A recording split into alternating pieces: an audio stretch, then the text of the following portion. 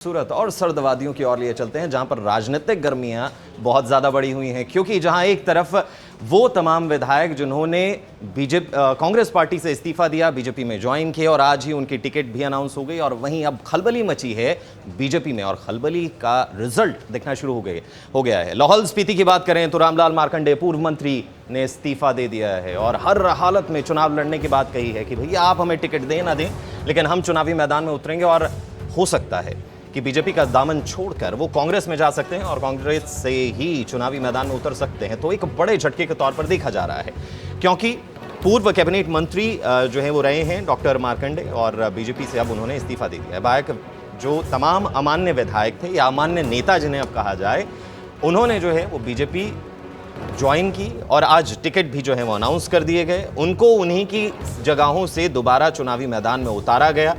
अब वो तमाम बीजेपी के नेता जो बीजेपी में होते हुए आश्वस्त थे कि भैया हमने बहुत अच्छा काम किया है और बीजेपी से हमें हमारे इलाकों से टिकट जो है वो मिलना तय है, लेकिन अब खबर ये कि मुश्किलें इनकी बढ़ गई हैं।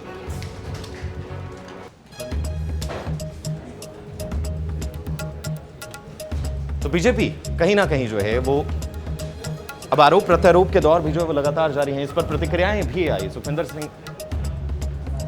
तो चलिए ये जान लेते हैं कि पहले किसको कहां से टिकट मिली है। ये जो 6 अमान्य विधायक थे, इन्हें कहां से? धर्मशाला की अगर हम बात करें एक बार फिर सुधीर शर्मा है, लाहौल स्पीति की बात करें तो रवि ठाकुर है, सुजानपुर राजेंद्र राणा, बड़सर की बात करें तो इंद्रदत्त लखनपाल को मैदान में उतारा गया है, गगरेट से चैतन्य शर्मा और कुटलेहड़ से देवेंद्र कुमार भुट्टो जो है वो चुनावी मैदान में। ये 6 के 6 वो नेता हैं जो कांग्रेस में थे, कांग्रेस छोड़ बीजेपी में आए और बीजेपी ने उन्हें पहले ही पारी में जो है वो चुनावी मैदान में उतार दिया और नाराजगी अब खुद झेल रही है। तो सबसे बड़ा सवाल कि अब बीजेपी इस सरगर्मी को कैसे संभालने वाली है। प्रतिक्रियाओं का दौर जो है वो लगातार जारी आया। तो अब जो कहा जाए कि कांग्रेस पार्टी में थे, कांग्रेस के लिए काम कर रहे थे, सुधीर शर्मा धर्मशाला से जो विधायक रहे, उन्होंने जो है वो क्या कुछ कहा सीएम सुखविंदर सिंह सुक्खू को लेकर, पहले आपको वो सुनवाते हैं और फिर जो प्रतिक्रिया इस तमाम प्रकरण पर आई सीएम की वो भी जरा सुनेंगे। राज्यसभा में उन्होंने जो वोट था वो आपको अब साबित हो गया कि भारतीय जनता पार्टी ने हॉर्स ट्रेडिंग करवाई है और हॉर्स ट्रेडिंग करवा के हमारी सरकार को उन्होंने गिराने की कोशिश की थी। ये भगवान का शुक्र है जो आज 6 टिकट इनको दिए हैं, उनको भी आने वाले समय में पता लगेगा कि किस प्रकार जन भावनाओं का आपने खिलवाड़ किया। कांग्रेस के चुनाव चिन्ह हाथ पर चुनकर आए और उसके बाद भारतीय जनता पार्टी के फूल के प्रत्याशी को मतदान किया है। 1 जून को जनता उन्हें सबक सिखाएगी। हिमाचल में इस प्रकार की जो राजनीति है उसको हिमाचल की जनता पसंद नहीं करती है। हिमाचल देव भूमि है, हिमाचल देवी देवताओं की भूमि है, जनता देवी देवताओं पर विश्वास रखती है। आने वाले समय में देवी देवताओं के आशीर्वाद से और जो भारतीय जो 6 विधायक बिकाऊ है जिन्हें ये टिकट मिला है, उन्हें जनता जरूर सबक सिखाएगी। यहाँ न्याय और अन्याय की लड़ाई है, 1 जून को न्याय और अन्याय की लड़ाई होगी। धन्यवाद। तो हिमाचल के सीएम सुखविंदर सिंह सुक्खू इस तरीके से जो है वो भड़कते हुए नजर आए उन तमाम विधायकों पर, उन तमाम अमान्य नेताओं पर जो बीजेपी ज्वाइन कर गए और उन्हें टिकट भी मिल गया। अब जिन्होंने बीजेपी का दामन छोड़ा उनकी क्या प्रतिक्रिया आई, उन्होंने क्या कुछ कहा, डॉक्टर मार्कंडे ने क्या कुछ कहा, वो भी जरा सुनिए। मैं चुनाव लड़ूंगा, चुनाव लड़ने का ऐलान करूंगा।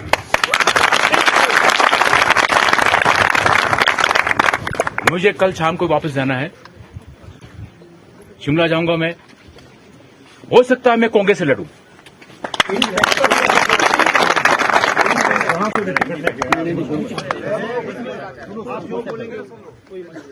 हम भविष्य लाहौल स्पीति का देखेंगे, अपना नहीं देखेंगे।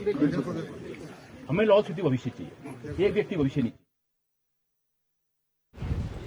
तो वहीं सुधीर शर्मा भी जो है वो भड़कते हुए नजर आए। कोई मौका इस बार कोई छोड़ने को राजी नहीं है, जहां जिसे जो मौका मिल रहा है वो एक दूसरे पर प्रहार करता हुआ नजर आ रहा है। धर्मशाला से विधायक सुधीर शर्मा को भी सुनिए, जहां मूर्ति का मसला वो एक बार फिर ले आए, क्या कुछ कहा वो भी सुनिए।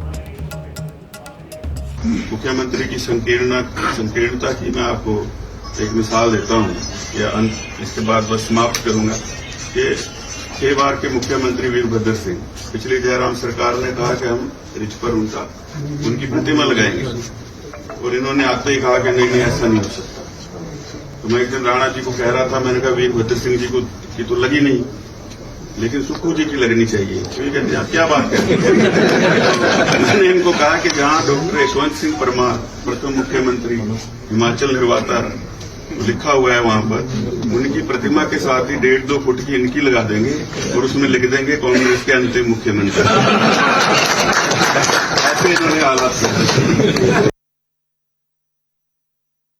कर शर्मा जो है वो सीधा अटैक करते हुए नजर आए, क्योंकि ये वो मुद्दा है जब हमेशा से सुधीर शर्मा एक बात उठाते रहे कि वीरभद्र सिंह की जो है, राजा वीरभद्र सिंह की मूर्ति जो है वो आप रिज मैदान पर लगाएं, लेकिन उस बात को अभी तक माना नहीं गया। तो उसी मुद्दे को उठाते हुए उन्होंने ये वाला प्रहार किया कि भैया आप सीएम सुखविंदर सिंह सुक्खू की जो है वो मूर्ति यहां पर लगनी चाहिए और उसके नीचे लिखा होना चाहिए आखिरी मुख्यमंत्री। तो कटाक्ष करने का मौका, प्रहार करने का मौका जो है वो कोई नहीं छोड़ रहा है। लेकिन हैरान कर देने वाली बात यह है कि बहुत फूक फूक कर कदम रखने वाली बीजेपी क्या अब बीजेपी के साथ ही खेला होता हुआ नजर आएगा? ये सबसे बड़ा जो है वो सवाल है। ये सबसे बड़ा सवाल है, क्योंकि ऐसा लग रहा था, क्योंकि जयराम ठाकुर नेता प्रतिपक्ष हैं, हर बयान में वो कह रहे थे कि सरकार जो है वो बन सकती है, लेकिन अब खुद उनके ही नेता जो है वो उनसे नाराज हो रहे हैं। उनकी पार्टी छोड़कर जो है वो कांग्रेस ज्वाइन करने की बात कह रहे हैं कि चुनाव तो मैं लड़ूंगा। डॉक्टर मार्कंडे का बयान अभी आपने सुना, उन्होंने साफ तौर पर कहा कि चुनाव तो मैं लड़ूंगा।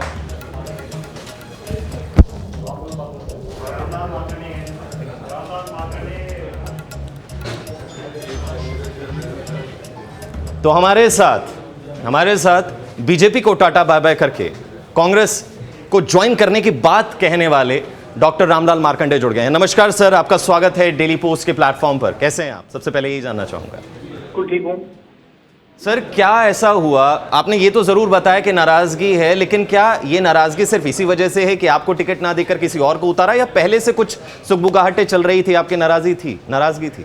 मेरी कोई नाराजगी पार्टी में था नहीं, ना कोई ऐसी बात हुई है। ये जो व्यक्ति जो आया, एक तो राज्यसभा के लिए पैसे देके उन्होंने राज्यसभा वोट डाला है इस पार्टी को, बीजेपी की पार्टी को दिया है वोट। उसके बाद जो है आज इस व्यक्ति को टिकट दिया है इन्होंने, बीजेपी ने। मुझे तो आज ही पता लगा, कोई पार्टी की ओर से मुझे ना नाराजगी था ना पार्टी को नाराजगी थी। ये घटनाक्रम आज ही हुआ है जी। और मुझे दुख इस बात का है कि ऐसे व्यक्ति को टिकट दिया जो व्यक्ति जो है आरक्षण विरोधी है, जो यहाँ बोलता रहा कि जो है आरक्षण जो कोटे के अधिकारी आए हैं ISHS में, इसने कहा कि आरक्षण हमारा क्रीमी लेयर पे होना चाहिए। और सेकेंडली हिमाचल प्रदेश के मुख्यमंत्री को इसने लांछन लगाया है कि मेरे जमीन पर रास्ता बंद कर दिया, मेरे जमीन गवर्नमेंट लैंड है।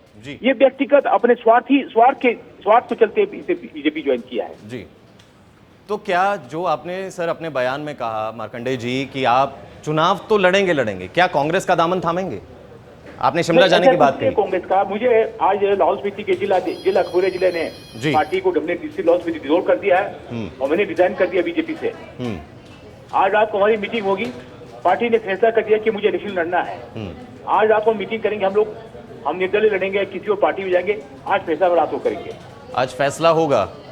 तो बीजेपी पार्टी बड़ी प्लानिंग के साथ चलती है। मार्कंडे जी हमेशा अपने कैडर के लिए, अपने प्लानिंग के लिए हमेशा जानी जाती है। क्या इस मामले में आपसे सलाह मशवरा नहीं लिया गया, या बाकी जो उम्मीदवार हैं बीजेपी के उनसे चर्चा नहीं की गई कि भैया हम ऐसा फैसला लेने वाले हैं? नहीं गया है। और ये व्यक्ति ऐसे व्यक्ति है जिसने हमारे मंडल जयपुर के मंडल पर जो है FIR लॉन्च किया था तिलोकनाथ मंदिर को लेकर। तिलोकनाथ मंदिर का जो है नाम लिखा था बुद्धिस्ट टेम्पल, उस विषय को लेकर हमारे मंडल नाम पर FIR लॉन्च किया। और वहां पर तिलोकनाथ मंदिर में इस व्यक्ति ने कहा था कि यहाँ पर जो है आप त्रिशूल लगाएंगे, उसका विरोध किया। वहां पर जो है मंदिर में कमेटी बन रहा है, उसमें जो है एक लद्दाख से एक स्पीति से 2 कमेटी मेंबर डाले हैं। ये व्यक्ति पहले से ही जो है संघ विरोधी रहा है, बीजेपी विरोधी रहा है। आदरणीय मोदी जी को जो ये टनल के बारे में भाषण दे चुके हैं, ये टनल का उद्घाटन कैसे पानी आ रहा है। आज वो व्यक्ति बीजेपी किया दुर्भाग्यपूर्ण है। जो बीजेपी जो अपने आप को, जो बीजेपी ऐसी पार्टी नहीं है, ऐसे भ्रष्ट लोगों को बीजेपी को शरण देती है। आज बीजेपी ने ऐसे भ्रष्ट व्यक्ति को शरण दिया है। मार्कंडे जी, एक सवाल ये भी है कि अगर मान लीजिए कि अगर आपसे सलाह मशवरा किया जाता, बातचीत की जाती और फिर ये फैसला लिया जाता, तो क्या आप मान जाते?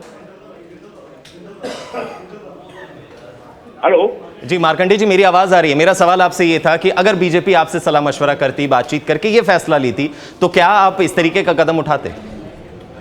तीर कमान से निकल चुका है, हमें इतना ह्यूमिलेट कर दिया है। जिस पार्टी का जो है जमानत तो उस पार्टी को हमने खड़ा किया है। हमें आज ही पूछा गया, लॉलीपॉप देने की बात होगी कि इस मार्कंडे को ठगाया जाए। मैं कार्यकर्ताओं से पूछ के बात करता, अकेले मैं फैसला नहीं करता। तो आप पूरी प्लानिंग के साथ गए हैं कि कार्यकर्ताओं से बातचीत करके आपने जो है वो सफल किया है। क्या आप इकलौते हैं इस्तीफा देने वाले? आपके साथ साथ और भी इस्तीफों की झड़ी लग सकती है, क्या कहेंगे मार्कंडे जी? निश्चित रूप से बहुत झड़ियां लगेंगी इसके दौर, बहुत त्याग पत्र देंगे तो। मैं लाहौल स्पीति हमने पूरा त्याग पत्र दिया, बाकी हिमाचल प्रदेश के और कोनों में लोग जो है बीजेपी छोड़ के त्याग पत्र देंगे, कांग्रेस में जाने की तैयारी करेंगे, जो करेंगे। आप अपना इस्तीफा, मैं आप ही से जानना चाहूंगा, आप अपना इस्तीफा बीजेपी के लिए कितना बड़ा नुकसान मानते हैं? मैंने कहा बहुत बड़ा बीजेपी के लिए एक प्रश्न चिन्ह लग चुका है। जिस लाहौल स्पीति में हमने बीजेपी को खड़ा किया है, उसी बीजेपी को बीजेपी ने खत्म कर दिया है। जिस बीजेपी का लाहौल स्पीति में जवान जब होता था, पहली बार कमल का फूल 2 बार मैंने खिलाया है बीजेपी का लाहौल स्पीति के अंदर। आज बीजेपी ने उसी कमल को फूल को खत्म कर दिया है।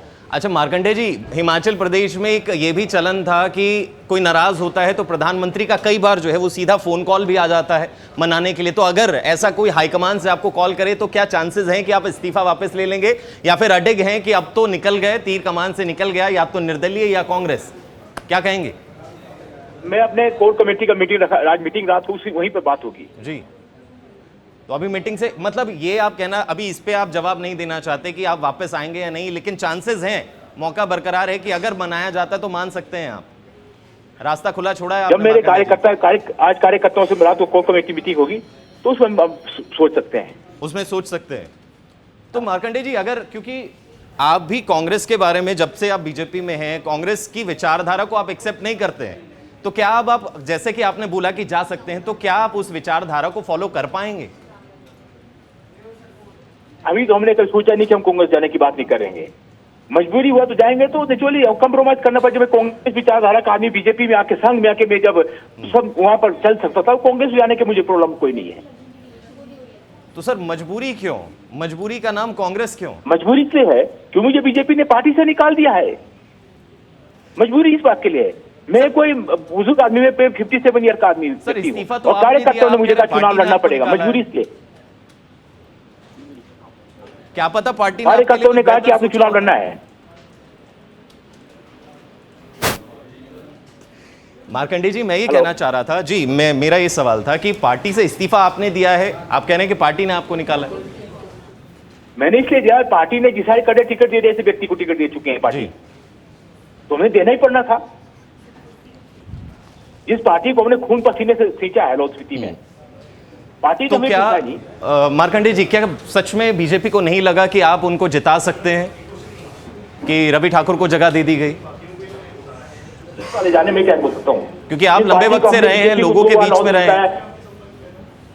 जी, मैंने कहा आप लोगों के बीच में रहे हैं, पूर्व कैबिनेट मंत्री भी रहे हैं, लेकिन फिर ऐसा क्या हुआ कि बीजेपी आप पर भरोसा ना जताकर जो है वो कांग्रेस से आए हुए कहा जाए कि नेता पर भरोसा जता लिया उन्होंने? ये तो बीजेपी वाले जाने मुझे।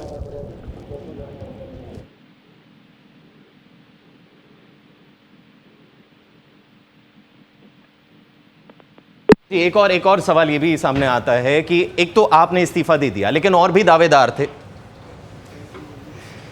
तो आप बात जो है वो जानकारी सुन रहे थे मार्कंडे जी से, जो कि पूर्व कैबिनेट मंत्री थे, तमाम सवालों के उन्होंने जवाब दिए, डॉक्टर रामलाल मार्कंडे। तो सबसे बड़ी चीजें उन्होंने ये कही कि उनकी जो है, उनको जो है वो एक जो चाहत थी उनकी, वो चाहत पूरी नहीं हुई, और उस चाहत को, चाहे वो बीजेपी में रहे या ना रहे, उस चाहत को पूरा करते हुए नजर आएंगे, यानी कि चुनाव जो है वो लड़ते हुए नजर आएंगे। तो हमारे साथ हमारी संवाददाता रेशमा कश्यप जो है वो जुड़ गई हैं, उनसे जानकारी लेंगे। रेशमा, एक इस्तीफा बीजेपी से सामने आया, और इस्तीफा आया, जो बागी हुए, जो कांग्रेस को छोड़कर नेता गए बीजेपी में, बीजेपी ने उन्हें सीटें दी, तो क्या और भी इस्तीफे देखने को मिल सकते हैं रेशमा? और भी नाराजगी सामने आ सकती है?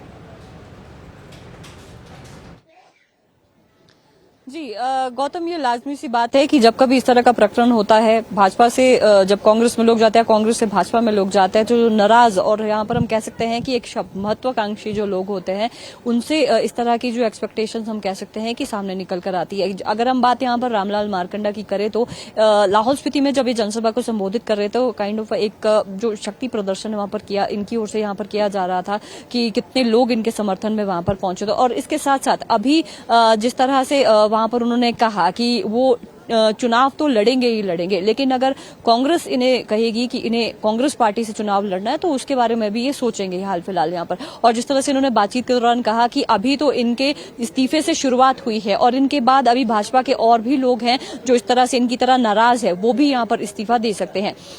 लेकिन अभी हाल ही में जब हमने रवि ठाकुर से बात की है तो उन्होंने ये जरूर कहा है कि इस दौरान रामलाल मारकंडा को यहाँ पर महत्वाकांक्षी नहीं होना चाहिए। पार्टी का सवाल यहाँ पर देखते हुए बनता है। और जिस तरह से उन्होंने रवि ठाकुर पर भरोसा जताया है तो उन्हें इस दौरान जिस तरह अगर चाहे उन्हें गुस्सा है या नाराजगी है, इस दौरान उन्हें कोई फैसला नहीं लेना चाहिए और थोड़ा संयम से उन्हें यहाँ पर बर्ताव करना चाहिए। और इस तरह की जो चीजें हैं वो बिल्कुल भी अच्छी नहीं है। ये दुखद है इस तरह की चीज की वो भाजपा से यहाँ पर इस्तीफा देते हुए नजर आ रहे हैं। इसके अलावा जो यहाँ पर दूसरी जो बड़ी चीज हुई है कि भाजपा की ओर से अपने 6 प्रत्याशियों का नाम घोषित कर दिया जाता है उपचुनाव के दौरान। और रवि ठाकुर यहाँ पर शिमला में मौजूद थे और एनएसयूआई के जो कार्यकर्ता है, इस दौरान मैं उसी रेस्टोरेंट में मौजूद हूँ जहां पर ये पूरा प्रकरण हुआ था। यहाँ जी जो आप सामने जगह देख पा रहे हैं, यहाँ से होते हुए एनएसयूआई के कार्यकर्ता आगे की तरफ आते हैं क्योंकि इस रेस्टोरेंट में रवि ठाकुर की जो प्रेस वार्ता है वो आयोजित यहाँ पर होनी थी कुछ देर बाद। और मैं आपको दिखाना चाहूंगी कि इस तरह से रेलिंग से पूरा कूदते हुए यहाँ से उन्होंने इस रेलिंग को लांग कर जितने भी एनएसयूआई के जो कार्यकर्ता है वो यहाँ पर अंदर की तरफ कूद कर आए थे। और इसी जगह पर जहाँ पर आप सामने की तरफ देख पा रहे हैं, यहाँ पर जो रवि ठाकुर है वो बैठकर पत्रकार वार्ता को संबोधित करने वाले थे कुछ ही देर में। और यहाँ से होते हुए जितने भी एनएसयूआई के जो कार्यकर्ता है वो यहाँ तक पहुंच गए। यहाँ पर पहुंचने पर जो पुलिस प्रशासन है और जो सीआरपीएफ के जवान है उन्होंने पूरी तरह से रोक लिया यहाँ पर। अभी फिलहाल अभी अंदर का जो माहौल है आपको काफी शांत नजर आ रहा होगा, लेकिन उस दौरान यहाँ पर काफी गहमा गहमी देखने को मिली। और जो रामलाल मारकंडा माफ कीजिएगा जो रवि ठाकुर है उन्हें लेकर जो पुलिस प्रशासन है अंदर की तरफ यहाँ पर चले गए और काफी गहमा गहमी भरा जो माहौल है यहाँ पर बना हमने देखा। और काफी ज्यादा हम कह सकते हैं कि आक्रोश में जो एनएसयूआई जो कार्यकर्ता है वो नजर आ रहे थे। एक चीज मैं आपको और बताना चाहूंगी कि उन्होंने ये भी चीजें जरूर यहां पर कही है कि आने वाले समय में हिमाचल प्रदेश में ये जो 6 बागी नेता है, भाजपा का दामन इन्होंने जो थामा है, जहां पर भी जाएंगे इसी तरह का जो विरोध प्रदर्शन है वो किया जाएगा। ये वही रेस्टोरेंट है शिमला का। जी बिल्कुल रेशमा, हमने देखा कि किस तरीके से जो है वो आपने पूरा का पूरा प्रकरण बताया कि किस तरीके से वो सिनेरियो हुआ था। अभी की अपडेट जो ये है कि मारकंडे ने जो है डॉक्टर मारकंडे जी ने इस्तीफा दे दिया है। शुक्रिया रेशमा तमाम जानकारी के लिए हमारे साथ जुड़ने के लिए, क्योंकि बहुत जो है वो सुबुगाहटें होती हुई नजर आ रही थी, लेकिन जो है वो अब इस्तीफों की झड़ी लग गई है। क्योंकि ये अमूमन होता है कि जब भी बागी यानी कि दूसरी पार्टी से विधायक एक पार्टी में आते हैं और वहां से जो है उन्हें ज्यादा तवज्जो मिलती है, तो जो मौजूदा अपना हक वहां की उस तवज्जो को समझते थे वो नाराज होते हुए नजर आते हैं। और ऐसा ही कुछ यहां पर होता हुआ नजर आया। अब देखना यह होगा कि आगे जो है वो क्या कुछ होता है। जिस तरीके से डॉक्टर मारकंडे ने कहा कि इस्तीफों की झड़ी लगेगी, ना सिर्फ मैं, कई और लोग भी हैं जो लाइन में इस्तीफा देंगे, वो क्या होता है वो भी देखिए।